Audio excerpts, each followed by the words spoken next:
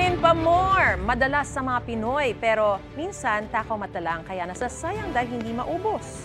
Para maiwasan po yan, isinusulong ulit ng Department of Agriculture ang half-rice serving sa mga kainan.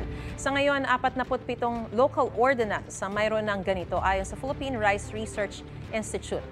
Pero gusto sana nilang maging nationwide ang pagkakaroon ng half-rice option sa mga customer. Sa datos ng DOST, humigit kumulang na 6.5 gramo ng kanin o mahigit 1 kutsara ang nasasayang ng isang Pilipino kada araw. Sa buong taon, katumbas po yan ng 255,000 metric tons na bigas o nasa mahigit 5 milyong sako.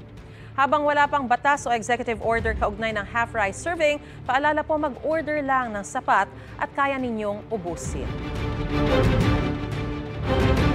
Gusto mo bang mauna sa mga balita? Mag-subscribe na sa GMA Integrated News sa YouTube at tumutok sa unang balita.